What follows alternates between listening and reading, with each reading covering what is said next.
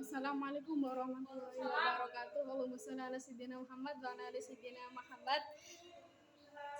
Terhormat Abi Hanif dan Umbida selaku pengasuh pondok pesantren Perkemahan Roy Bida dan keluarga saya yang saya cintai yang ada di rumah kali ini saya pada Geran Nadim dari kelas 7 MTS Warana Roy Bida akan meresentasikan peta imajinasi yang berjudul dakwah dakwah di Mekah dari pelajaran SKI. Yang pertama, dakwah di Mekah ini mengajarkan ketauhidan yaitu tentang dimulai dari ajaran-ajaran dari yang lain, yaitu ajaran yang tidak sesuai ajaran Islam. Bagi ajaran-ajaran itu adalah yang tidak sesuai ajaran Islam, yaitu kepercayaan seperti penyembah berhala, penyembah bulan, matahari, dan benda-benda langit, penyembah arwah nenek moyang, dan ajaran yang tidak sesuai dengan ajaran Islam. Dan yang kedua yaitu Islam itu membawa, setelah ada ajaran-ajaran yang tidak sesuai Islam pun datang dengan membawa ajaran tauhid, yaitu ajaran yang untuk mengesahkan Allah dan hanya untuk menyembah Allah dan beribadah kepadanya. Dan yang keempat yaitu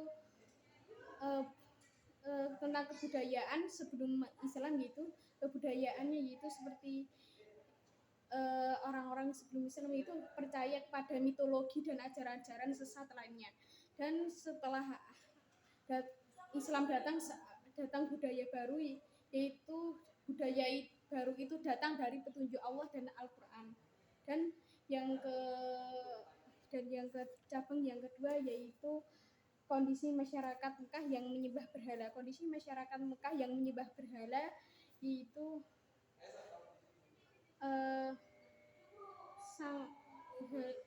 bahwa mereka itu diajak oleh Nabi Muhammad setelah datangnya Islam untuk menyembah Allah dan mengajak mereka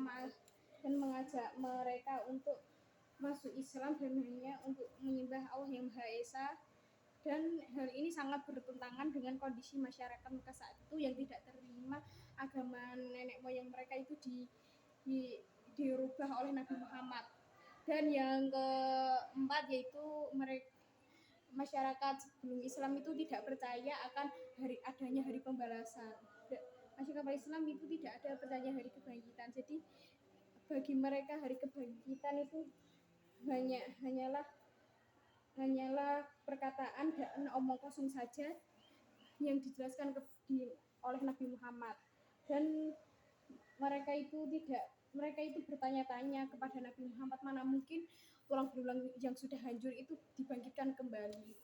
Maka mereka itu tidak percaya dengan ajaran yaitu adanya hari pembangkitan. Dan Islam itu mengajarkan dan memperingatkan kepada manusia bahwa dunia ini hanyalah sementara dan akhirat itu abadi.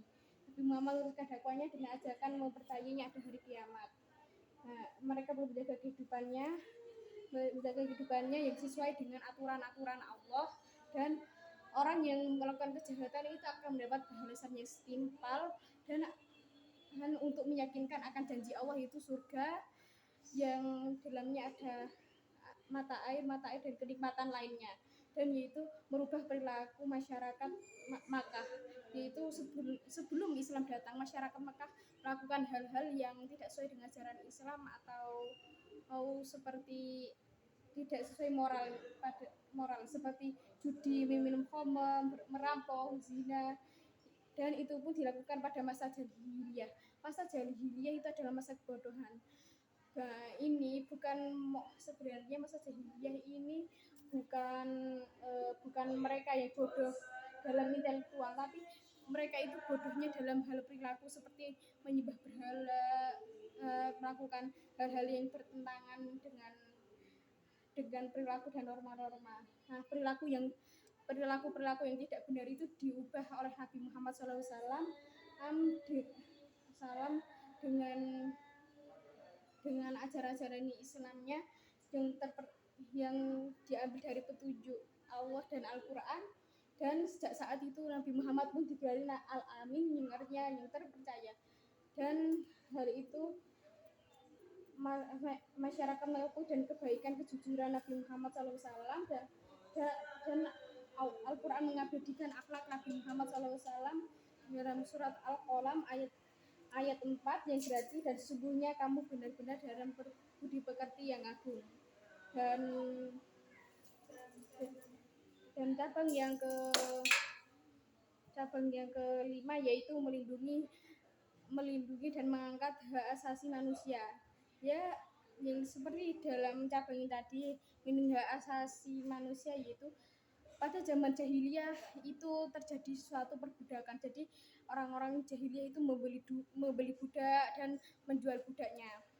Nah, mereka itu melakukan hal itu tanpa ada rasa dosa sama sekali dan tanpa ada rasa bersalah dalam hatinya. Dan perbudakan manusia di Arab pada masa jahiliyah itu merupakan hal biasa. Setelah itu Islam datang dengan membawa ajarannya, yaitu Islam mengajarkan bahwa manusia itu sama derajatnya, hanya saja yang membedakan yaitu ketakwaan dan dalam hati manusia. Dan